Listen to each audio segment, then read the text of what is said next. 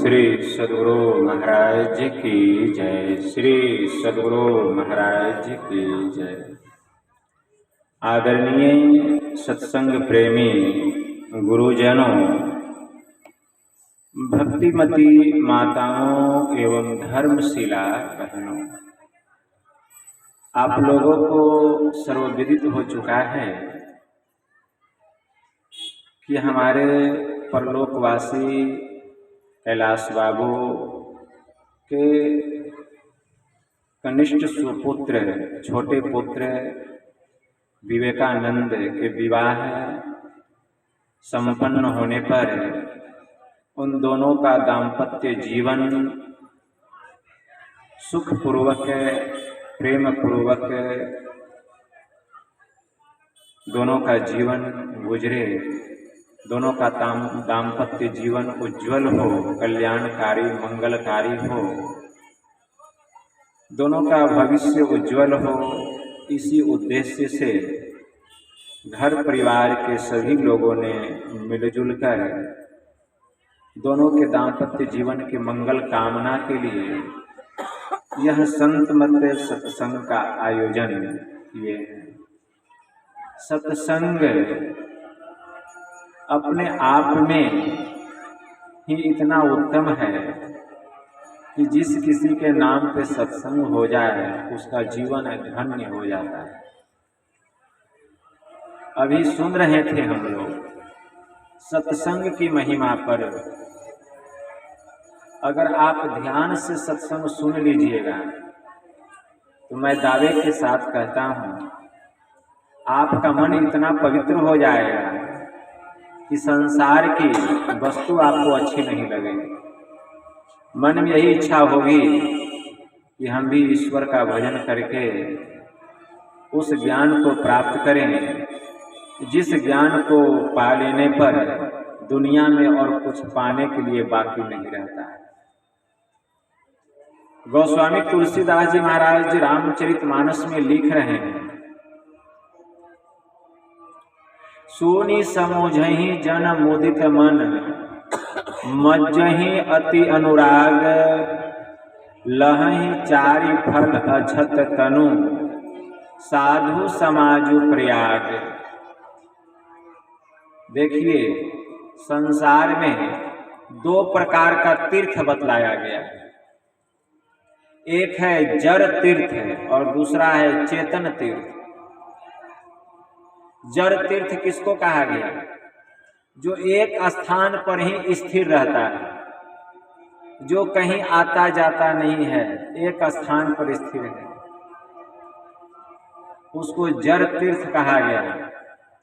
जैसे आप केदारनाथ जाइए, बद्रीनाथ जाइए, जगन्नाथपुरी जाइए, बैजनाथ धाम जाइए, वह भी तीर्थ स्थान है, वह भी तीर्थ स्थान है, लेकिन वह एक जगह पर स्थिर है, वह कहीं आता जाता नहीं है। उसको जड़ तीर्थराज कहा गया। और एक होता है चेतन तीर्थ, जो हर जगह आता जाता है। वह कौन सा तीर्थ है? तो उसको गोस्वामी जी ने लिखा, मोदय मंगलमय संत समाजो, जो जग जंगम तीरथ राजो। वह है संतों का समाज, संतों का समाज। वह चलता फिरता तीर्थराज है। आज यहाँ तो कल कहाँ, कहना मुश्किल है। तो संतों का जो तीर्थराज है वह चलता फिरता तीर्थराज है। और उस तीर्थराज में अगर कोई चला आए, संतों के तीर्थराज में, और आकर के आनंद चित्त मन से, प्रसन्न चित्त मन से, मोदित मन से अगर संतों की वाणी को मन लगा करके एकाग्रता पूर्वक अगर वह श्रवण करे, सुन करके मुदित मन से उसका मनन करे और मनन करके अगर उसको अपने जीवन में उतार ले तो गोस्वामी जी ने कहा लहहि चारि फल अछत कन। शरीर रहते, शरीर छोड़ने के बाद नहीं, शरीर रहते उसको चारों फलों की प्राप्ति होती है। चार फल कौन कौन है? पहला है अर्थ, उसके पास कभी धन का अभाव नहीं होता, कभी धन का अभाव नहीं होता। धर्म, उससे धर्म का सब अनुष्ठान होता है, सब काम होता है, काम, उसके सभी कामनाओं की पूर्ति होती है और मोक्ष, और अंत में शरीर रहते उसको मुक्ति भी प्राप्त हो जाता है। अब बचा क्या? तो सत्संग सुनने से इन चारों फलों की प्राप्ति हो गई, केवल सत्संग सुनने से। इसीलिए गोस्वामी जी ने लिखा, क्या लिखा? ध्यान से सुनिए, बहुत आनंद आएगा सत्संग में। गोस्वामी जी ने लिखा, क्या लिखा?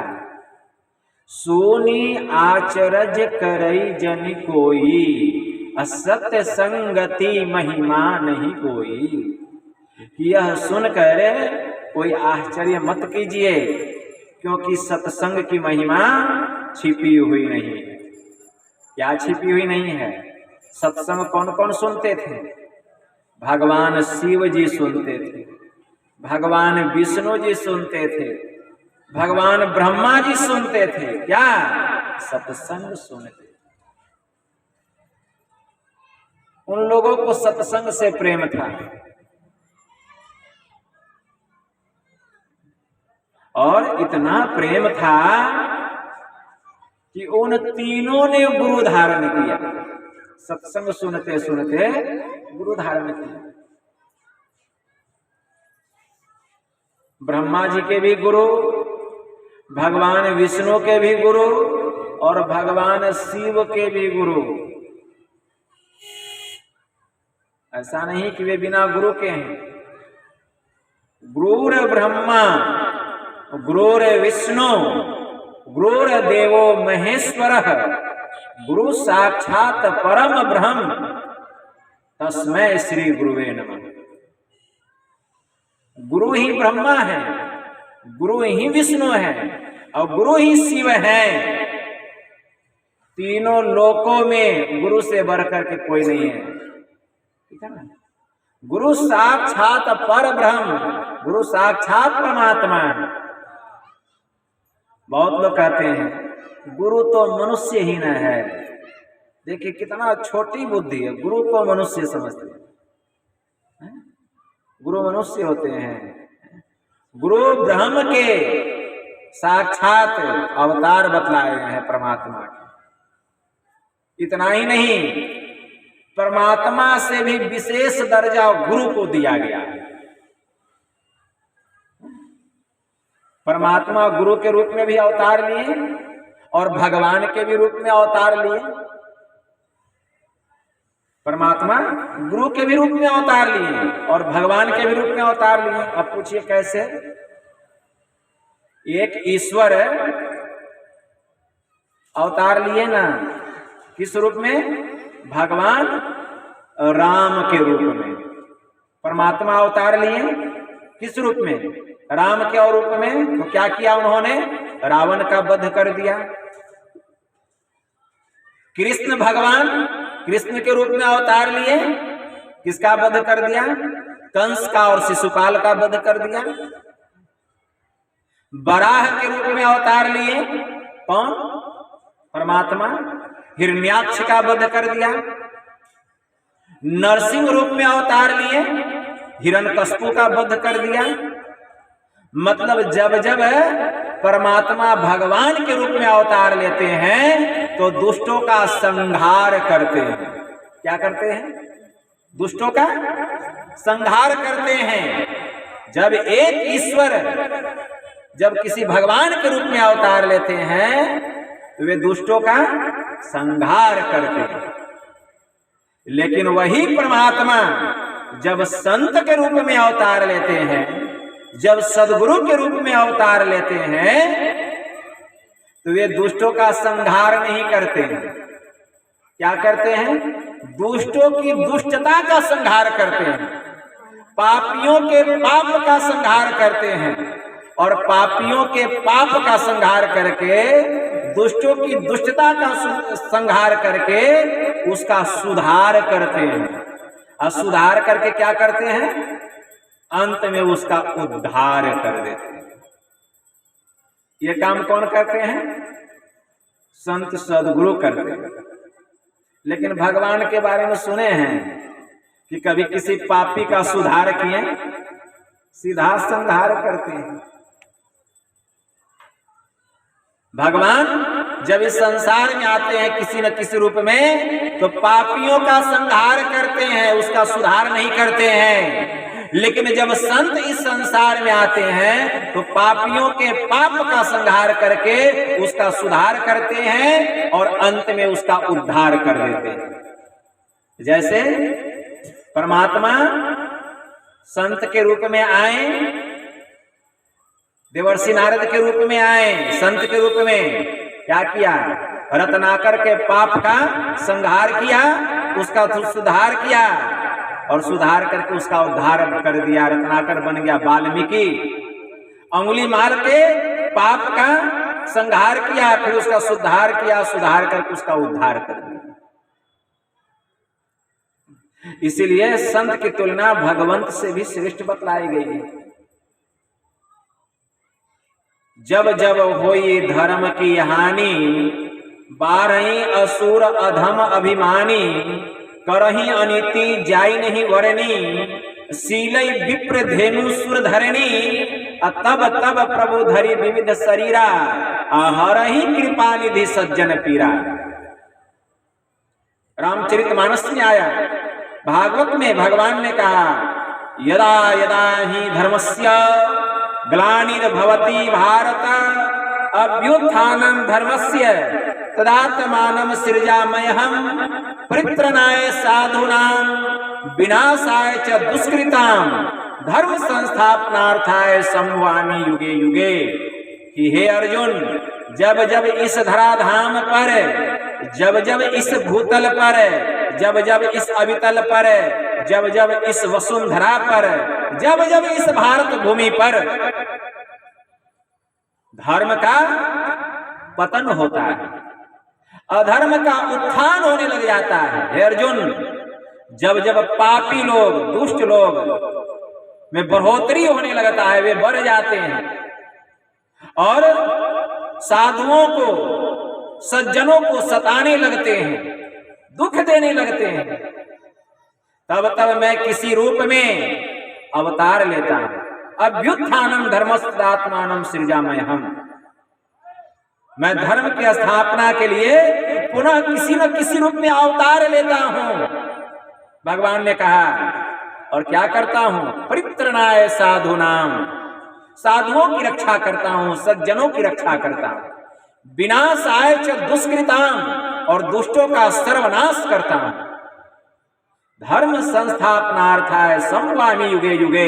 हे अर्जुन, पुनः हर युग में मैं फिर से धर्म की स्थापना करता हूं, भगवान ने कहा। लेकिन जब संत आते हैं तो वे पापी का संहार नहीं करके उसके पाप का संहार करते हैं, उसको ज्ञान ध्यान की बात बतला करके उसका सुधार करते हैं, और सुधार करके उसको भजन भेद देते हैं और भक्ति करा करके उसका उद्धार कर देते हैं। ये काम कौन करते हैं? संत करते हैं। ये काम संत करते हैं, सदगुरु करते हैं, और दूसरा कोई यह काम नहीं कर सकता है।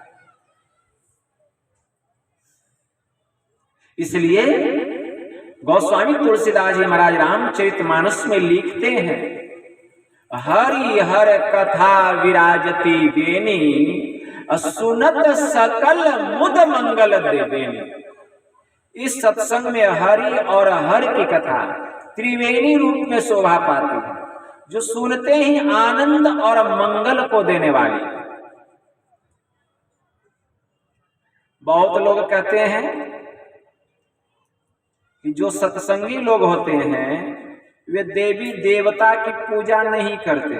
हमने बहुतों के मुंह से सुना है। आप पढ़िए पदावली, ठीक ठीक पढ़िए तो पदावली है। स्फोट वही, उद्गीत वही, ब्रह्मनाद शब्द ब्रह्म ओम वही, अति मधुर प्रणव ध्वनिधार वही है। परमात्म प्रतीक वही, प्रभु का ध्वन्यात्मक नाम वही है। सार शब्द सत शब्द वही है, सत चेतन अव्यक्त वही, व्यक्तों में व्यापक नाम वही है। सर्वव्यापिनी ध्वनि राम वही। राम का नाम आया कि नहीं? आया कि नहीं? है सर्वव्यापिनी ध्वनि राम वही है। सर्व करसक हरि कृष्ण नाम वही। कृष्ण का नाम आया कि नहीं? है परम प्रचंडिनी शक्ति वही। दुर्गा को शक्ति कहा जाता है कि नहीं? उसका नाम आया कि नहीं? है शिव शंकर हर नाम वही। भगवान शिव का नाम आया कि नहीं? हर। हर का मतलब क्या होता है? हरि, हर। आया ना? है शिव शंकर हर नाम वही। पुनि राम नाम है अगुण वही, है अकथ अगम पूर्ण काम वही। स्वर व्यंजन रहित घोष वही, चेतन ध्वनि सिंधु अदोष वही है। एक ओम सतनाम वही, ऋषि सेवित प्रभु को नाम वही, मुनि सेवित गुरु का नाम वही। भजो ओम ओम प्रभु नाम यही, भजो ओम ओम में ही नाम यही। आया कि नहीं? समझ का फिर है। लेकिन इस बात को समझिए, यहां परमात्मा को ही शक्ति कहा गया, परमात्मा को ही शिव कहा गया। बात समझिए, परमात्मा को ही शक्ति कहा गया, परमात्मा को ही राम कहा गया, परमात्मा को ही कृष्ण कहा गया। है सर्वव्यापिनी ध्वनि राम वही। वही का मतलब परमात्मा, ठीक है ना? है सर्वव्यापिनी ध्वनि मतलब राम ही कृष्ण है, मतलब ईश्वर ही राम है, ईश्वर ही कृष्ण है, ईश्वर ही शक्ति है। सब वही है, ठीक है ना? सब वही है, कोई अलग नहीं है। मतलब ईश्वर कोई जैसे एको हम अब बहुश्याम, मैं एक हूं अनेक हो जाऊं, प्रभु की मौज हुई। लेकिन अनेक होने से परमात्मा अनेक नहीं हो जाते। अनेक होने से परमात्मा एक ही एक रहते हैं। कैसे एक रहते हैं? एक घाट पर 3 धर्मावलंबी बालक पानी पी रहे थे। जो हिंदू बालक था वह कहता था मैं पानी पी रहा हूं, जो मुस्लिम बालक था वह कहा मैं आग पी रहा हूं, और जो ईसाई बालक था वह कहा मैं वाटर पी रहा हूं। तो वाटर कहिए, आग कहिए कि पानी कहिए, क्या तीनों 3 वस्तु हो गया? नहीं, एक ही वस्तु है लेकिन नाम 3 हो गया। तो नाम 3 होने से तत्व तो 3 नहीं हो गया, तत्व तो एक ही है, जल ही है। उसी प्रकार वह परमात्मा एक है, एक है। लेकिन कोई उसको ईश्वर कहते हैं, कोई भगवान कहते हैं, कोई अल्लाह कहते हैं, कोई गॉड कहते हैं, कोई अहुरमज़्द कहते हैं, कोई तितीन कहते हैं, कोई जेहवा कहते हैं। लेकिन इतना कहने से परमात्मा इतने नहीं हो जाते, वे एक ही एक रहते हैं। इसीलिए हमें एक ईश्वर की भक्ति करनी चाहिए। अगर हम एक ईश्वर की भक्ति करेंगे तो राम भी खुश रहेंगे, कृष्ण भी खुश रहेंगे, दुर्गा काली भी खुश रहेंगे, कोई देवी देवता रुष्ट नहीं रहेंगे अगर हम एक ईश्वर की भक्ति करेंगे तो। और ईश्वर के रूप क्या बतलाया गया? ईश्वर का रूप किसको बतलाया गया? पढ़िए, वेद पढ़िए, उपनिषद पढ़िए। 4 युग आया है। पहला है सतयुग, याद रखिए। दूसरा है त्रेता युग, तीसरा है द्वापर युग, और चौथा है कल युग। अभी कौन सा युग चल रहा है? अभी यह कलयुग। सबसे पहले सतयुग में उपदेश कौन किए थे? सतयुग में किसने उपदेश किया? वेद भगवान ने उपदेश किया। सतयुग में वेद भगवान ने उपदेश किया। वेद में वाणी आया है, ओम योक्त्वाय सविता देवांग सवर्यतो धिया दिवम बृहज्योतिः परिष्यत सविता प्रसूआतीतान। वेद भगवान सतयुग में यह उपदेश किए कि हे मनुष्यों, योगाभ्यास सिखलाने वाले सच्चे सद्गुरु के द्वारा ही योग का भेद जानकर तुम अपने भीतर की महान दिव्य ज्योतियां और दिव्य गुण युक्त अनाहत नाद दोनों को प्राप्त करो। और वह संत सद्गुरु जिनसे इस योग का भेद जानना चाहिए, इसके लिए निमित्त ईश्वर से इस प्रकार की प्रार्थना करो कि हे जगत प्रसव करता ईश्वर, आप ऐसे विद्वानों को, ऐसे संत सद्गुरु को इस धराधाम पर भेजें जिनसे योग का भेद जानकर हम अपने भीतर की महान दिव्य ज्योतियां और दिव्य गुण युक्त अनाहत नाद दोनों को प्राप्त करें और आप सुख स्वरूप परमात्मा को जान सकें, आपको पहचान सकें। तो सतयुग में उपदेश किए कौन? वेद भगवान। और जब त्रेता युग आया तो त्रेता युग में उपनिषद, त्रेता युग में उपनिषद मतलब ऋषियों ने उपदेश किया। वेद भगवान जो उपदेश किए वही बात ऋषियों ने कहा त्रेता युग में, वह उपनिषद बन गया।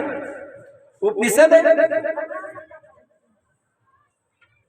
में केन ऋषि की वाणी है। केनोपनिषद में केन ऋषि की वाणी, उपनिषद में ऋषियों की वाणी है।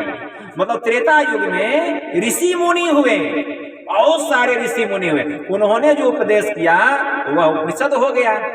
लेकिन उन्होंने जो उपदेश किया, कौन उपदेश किया?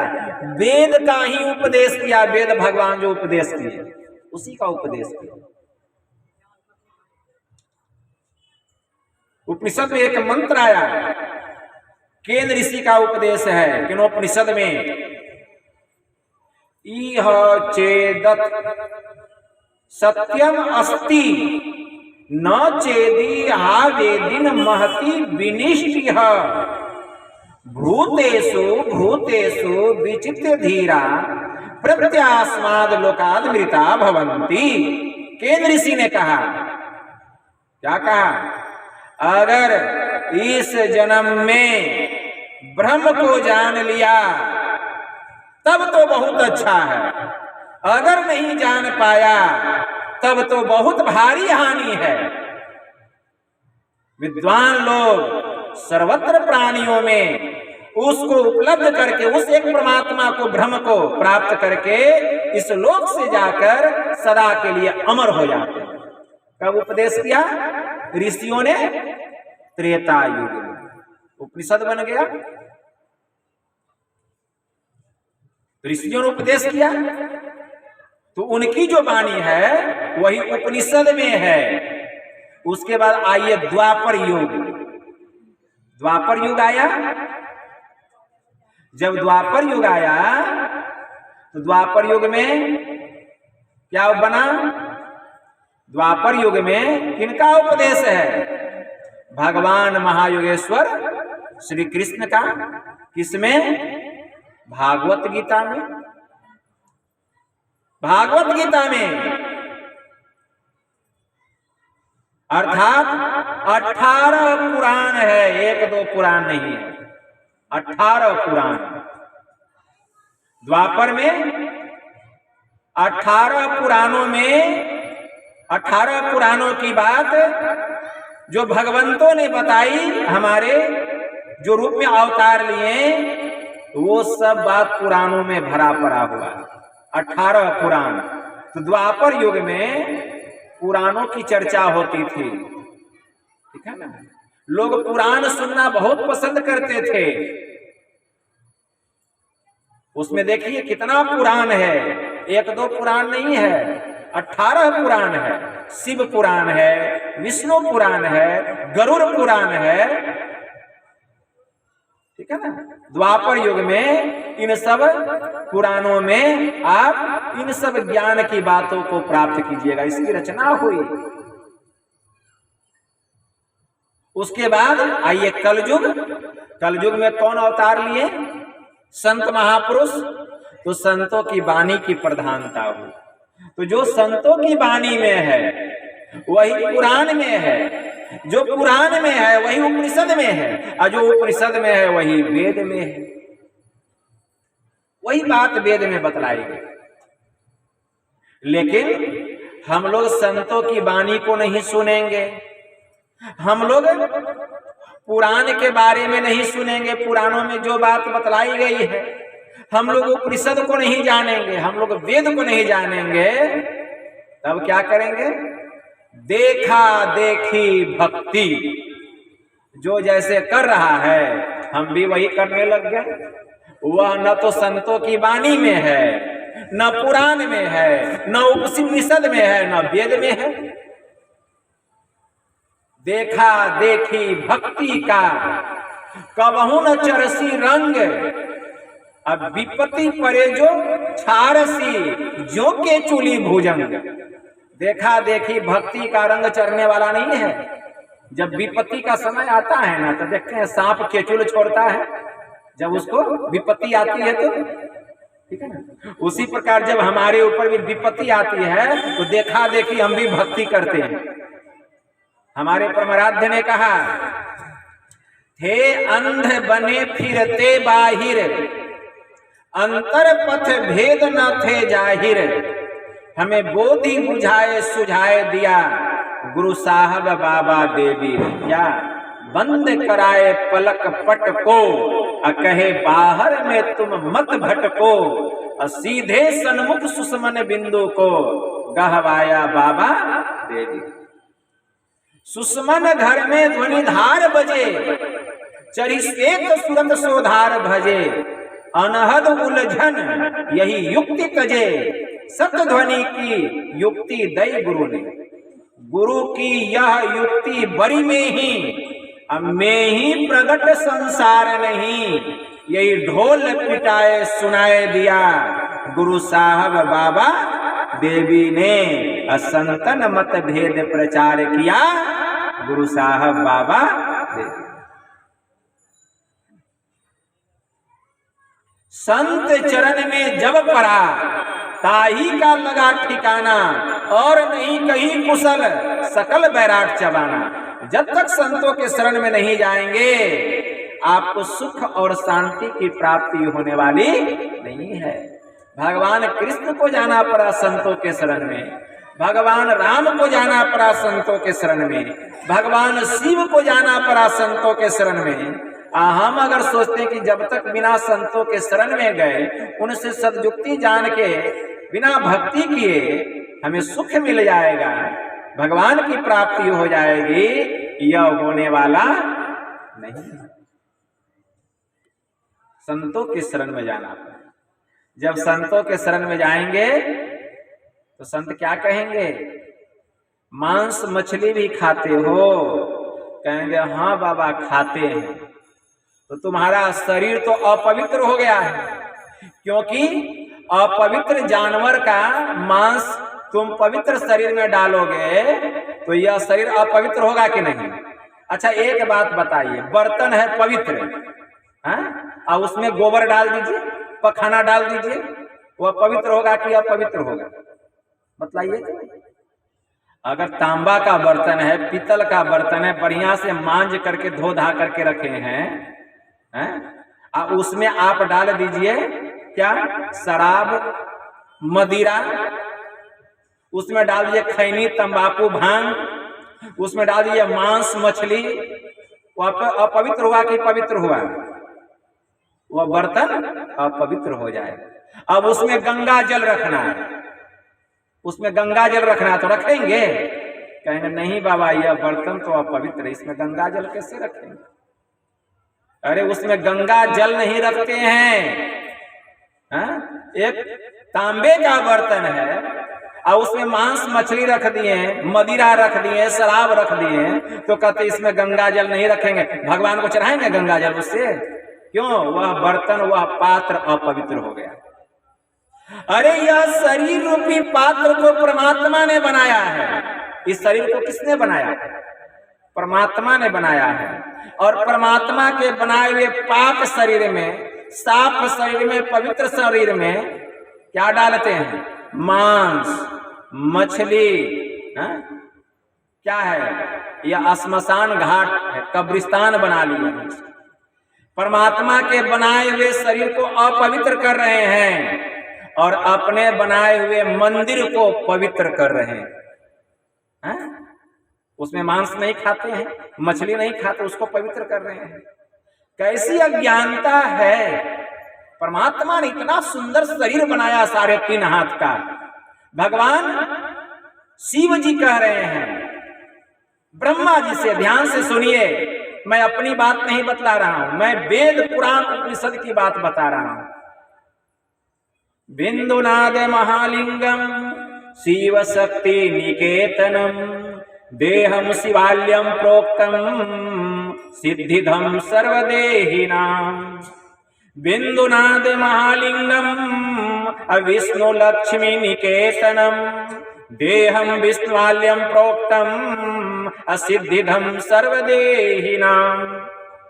भगवान शिव जी कह रहे हैं कि बिंदुनाद महालिंग है, बिंदुनाद महालिंग है, शिव शक्ति निकेतनम। यह जो शरीर है यह शिव और शक्ति का घर है। पुनः कहते हैं बिंदुनाद महालिंग है, यह शरीर विष्णु और लक्ष्मी का घर है। कौन? हमारा शरीर।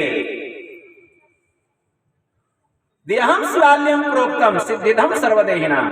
इस शरीर को ही शिवालय कहा गया है, इस शरीर को ही ठाकुरवारी कहा गया है और सभी प्राणियों को इसी शरीर में सिद्धि मिलती है। अरे भाई, यह परमात्मा का बनाया हुआ ठाकुरवारी है, यह परमात्मा का बनाया हुआ शिवालय है। इस शिवालय को, इस ठाकुरवारी को साफ रखना पड़ेगा, साफ रखना पड़ेगा। जब तक साफ नहीं रखेंगे, इसमें जो परमात्मा का ज्ञान है वह ठहरने वाला नहीं है। इसीलिए पहले 6 महीना मांस मछली खाना बंद करना पड़ेगा, आजीवन संकल्प लेना पड़ेगा कि फिर यह गरिष्ठ भोजन हम नहीं करेंगे। संकल्प लेना पड़ेगा, तब आपको यह ब्रह्म विद्या मिलेगा। नहीं तो इस संसार में दीक्षा देने वाले की कमी नहीं है। कहेंगे मांसो खाइए, मछलियों खाइए, भजनों भेद लीजिए। मांस खाओ, मछली खाओ और भगवान शंकर को जल चढ़ाओ। भगवान शंकर प्रसन्न होने वाले नहीं हैं। उपनिषद में मंत्र आया है, ध्यान से सुन लीजिए। न कृत्वा प्राणिनाम हिंसाम मांस मुत्पद्यते क्वचित न च प्राणिवद्य स्वर्ग अस्य मान मांसो विवर्जित। जब तक हम जीव की हत्या नहीं करेंगे मांस की प्राप्ति नहीं होगी। और जो मांस मछली का सेवन करके, भक्षण करके कितना भी भगवान का पूजा कर ले, भगवान को वह पूजा, आपका जो पूजा है भगवान को वह पूजा मंजूर होने वाला नहीं है, स्वीकार होने वाला नहीं है। परमात्मा आपका वह पूजा स्वीकार करने वाले नहीं हैं। आप मने मन सोच लीजिए कि हमने पूजा कर लिया। प्रभु को तब आपकी पूजा स्वीकार होगी जबकि पहले आप पवित्र बनिएगा, पहले आपको पवित्र बनना पड़ेगा। क्योंकि सोचे भारे साचू समावे बिरले सुचाचारी तंते कौ परम तंतु मिलाइया नानक सरनी तुम्हारी। पवित्र पात्र में ही पवित्र वस्तु समाता है। वैसे ही जब तक हमारा हृदय पवित्र नहीं होगा परमात्मा का इसमें निवास होने वाला नहीं है, इस आत्मा का परमात्मा से मिलन होने वाला नहीं है। और जब हम मांस मछली खाना बंद कर देंगे 6 महीना, तब गुरु के शरण में जाएंगे, तब वे हमको भजन भेद बतलाएंगे और संकल्प दिलाएंगे कि आजीवन अब कभी भी इसका सेवन नहीं करना। तब जो आप भजन कीजिएगा, ध्यान कीजिएगा, सत्संग कीजिएगा, तब देखिए आपके मन पर उसका कैसा प्रभाव पड़ेगा। लगेगा आपका जीवन बदल गया। जिसको एक खैनी नहीं छूटता था, अरे वह मांस मछली खाना बंद कर दिया। आपको आश्चर्य लगेगा, क्यों? उस पर ईश्वर की कृपा हो गई। ईश्वर की कृपा। बिनु सत्संग विवेक न होई, राम कृपा बिनु सुलभ न सोई। तो जिस पर हरि की कृपा हो जाती है, ईश्वर की कृपा हो जाती है, वही मनुष्य संसार के भोगों से, संसार के पदार्थों से अपने मन को हटा करके इस सत्संग में आता है। इस सत्संग से सद्ज्ञान को सुन करके वह सद्गुरु के शरण में जाता है और उनसे भजन भेद ब्रह्म विद्या जान करके वह एक ब्रह्म की भक्ति करता है, एक परमात्मा की भक्ति करता है। अगर उसका संस्कार प्रबल है तो भक्ति करते करते इसी जन्म में वह भगवान को प्राप्त कर लेता है, इसी जन्म में प्राप्त कर लेता है। इसलिए हमें भक्ति करनी पड़ेगी, गुरु से जुक्ति जान कर। गोस्वामी जी लिखते हैं, क्या कह रहे हैं? सत्संगति मुद मंगल मूला, असोई फल सिद्धि सब साधन फूला। कि सत्संगति जो है यह सभी प्रकार का आनंद और कल्याण रूपी वृक्ष का जड़ बतलाया गया। सत्संगति जड़, सोई फल सिद्धि सब साधन फूला, और सभी साधन फूल बतलाए गए। और इसका जो फल है सिद्धि अर्थात मुक्ति को बतलाया गया, वह फल है मुक्ति अर्थात सिद्धि, इसका फल बतलाया गया। विचार कीजिए, अगर हम चाहते हैं कि हमारा पूरा कल्याण हो जाए, सत्संग में आना पड़ेगा।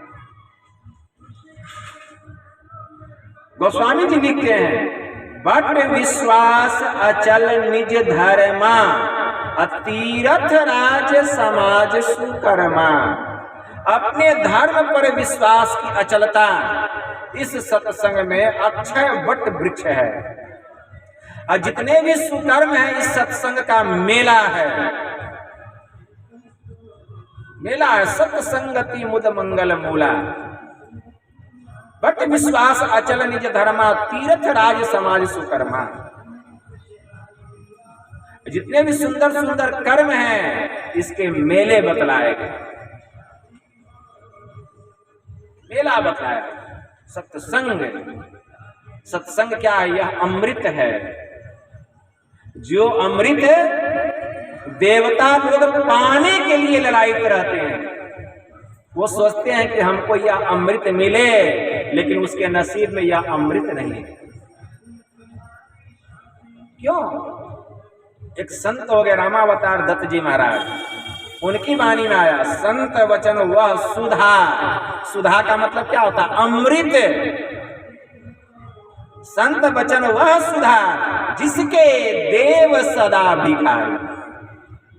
संत वचन वह धन है, जिसका नर ही है एकमात्र प्रधान अधिकारी। मतलब आप लोग उसके अधिकारी हैं और वो उसके भिखारी हैं। मर्त्य अमर बन जाता जिससे वह संजीवन रज है।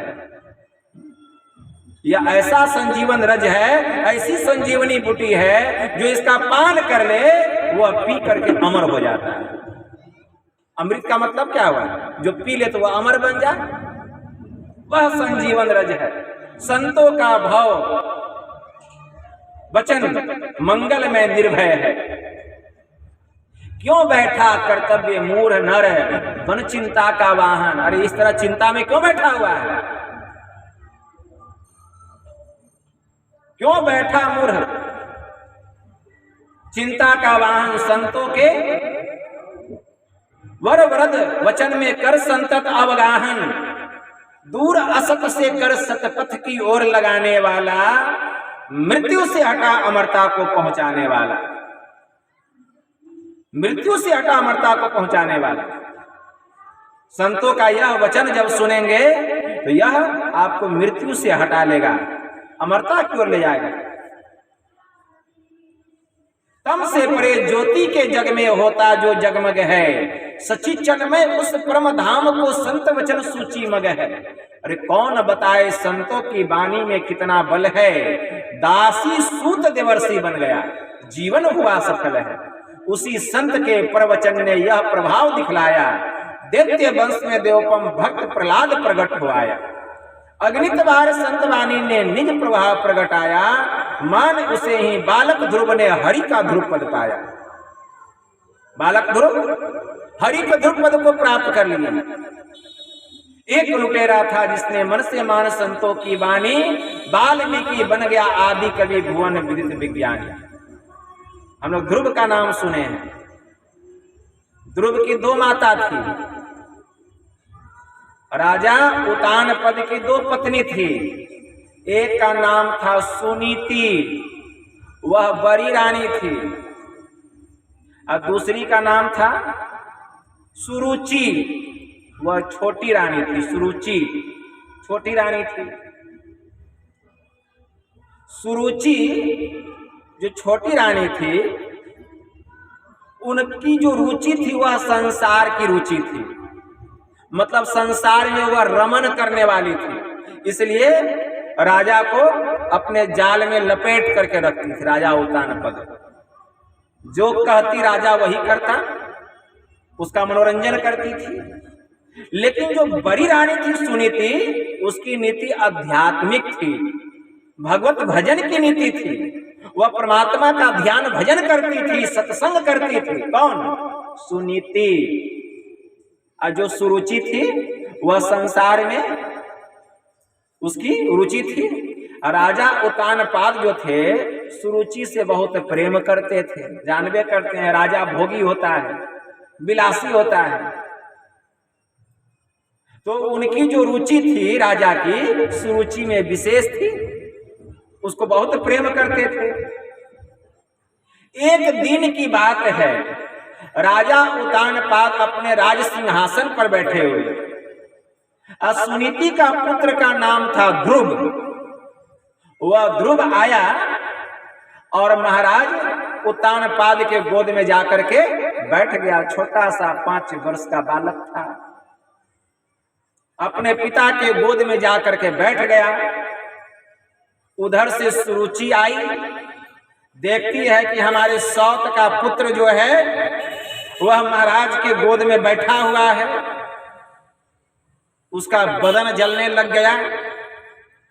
बस वह आई, झटकते हुए उसका हाथ पकड़ करके खींच करके नीचे उतार देती है। छोटा सा बालक गिर जाता है, वह रोने लगता है।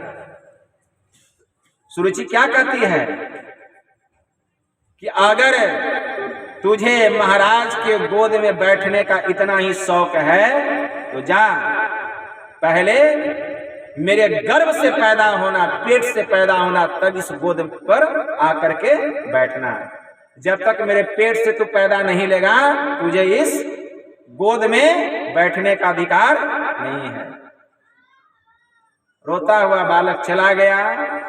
माँ देखती है उसकी, मेरा बेटा रो रहा है। सुनीति कहती है, बेटा क्या हुआ? माँ मुझे छोटी माँ ने पिताजी के गोद से उतार दिया और कहा कि अगर तुझे इस गोद में बैठने का शौक है तो पहले तुझे मेरे पेट से पैदा लेना पड़ेगा। उसकी माँ ने क्या कहा? बेटा, अरे तुझे अगर गोद में बैठना ही है तो परम पिता के गोद में जाकर के बैठ, जिस गोद से तुझे कभी कोई उतार नहीं सके,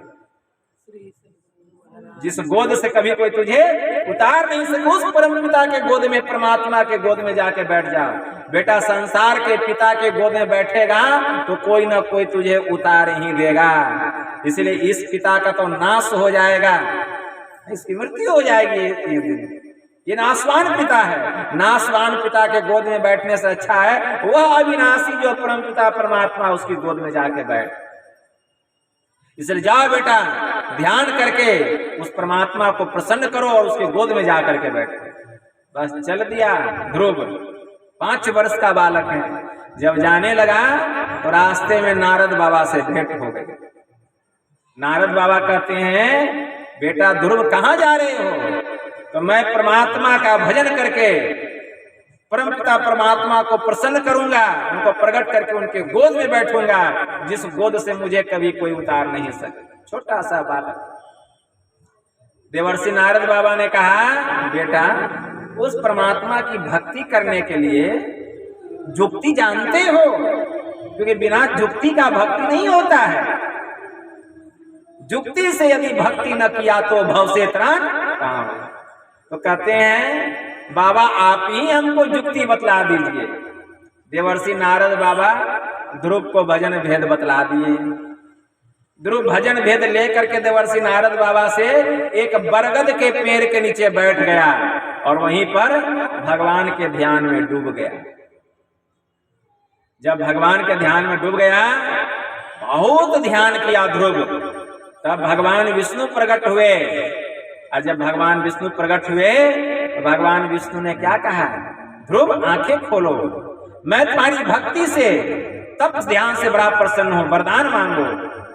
ध्रुव ने क्या कहा कि प्रभु मैं आपके गोद में बैठना चाहता हूं, जिस गोद से मुझे कभी कोई उतार नहीं सके। भगवान ने ध्रुव को अपने गोद में बैठा। विचार कीजिए, वह छोटा सा बालक, उसको जुक्ति जानना पड़ा भजन करने के लिए, भक्ति करने के लिए। और हम लोग सोचेंगे कि बिना जुक्ति जाने हम भगवान को खुश कर लेंगे भक्ति करके, यह होने वाला नहीं। जुक्ति जानने के लिए संतों के शरण में जाना पड़ेगा, और संतों के शरण में जब जाएंगे तो वे हमें परहेज बतलाएंगे। अभी सुने ना, खान पान को प्रथम सुधारो, तब रस रस सब अवगुण मारो, नित्य सत्संगति करो बनाई, अंतर बाहर द्वे विधि भाई, धर्म कथा बाहर सत्संगा, अंतर सत्संग ध्यान अभंगा। दारू गांजा भांग अफीमा, तारी चंद्र मदक को कीना, सहित तंबाकू नशा है जितने, तजन योग्य तजरारो तितने। हमारे परमराध्य ने कहा, तब हमारा यह शरीर पवित्र होगा, तन पवित्र होगा, तब भक्ति करने में मन लगेगा, मन को बल मिलेगा। इसलिए गोस्वामी जी लिखते हैं श्री रामचरितमानस में, क्या लिखते हैं, विधि हरि हर कवि कोविद बानी, कहत साधु महिमा सकुचानी, सो मोसन कही जात न कैसे, साक बनिक मणि गण गुण जैसे, बंदव संत समान चित, हित अनहित नहीं कोऊ, अंजुलि गत सुख सुमन जिमी, असम सुगंध कर दो, संत सरल चित जगत हित, जान स्वभाव स्नेहु, बाल विनय सुनी करी कृपा, राम चरण रति देहो। गोस्वामी जी प्रार्थना करते हैं संत सदगुरु से कि मुझे बालक की विनती स्वीकार कीजिए और मुझे राम के चरणों में अनुराग दीजिए, प्रेम दीजिए, भक्ति दीजिए। इसलिए हम लोग संतों के शरण में जाएं, उनसे सदजुक्ति जान करके एक ईश्वर की भक्ति करें। इससे तो हमारा कल्याण होगा ही, और जिसका अपना ही कल्याण नहीं होगा वो दूसरे का कल्याण क्या करेगा। अरे जो दिया बुझा हुआ वो दूसरे दिए को कहां से जलाएगा। जला हुआ दीपक ही बुझे हुए दीपक को जला सकता है।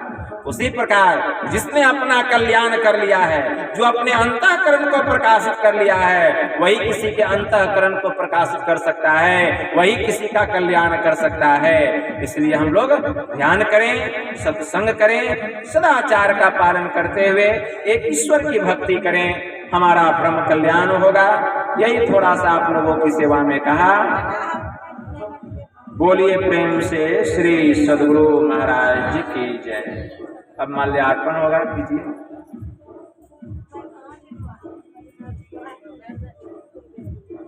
लाइए।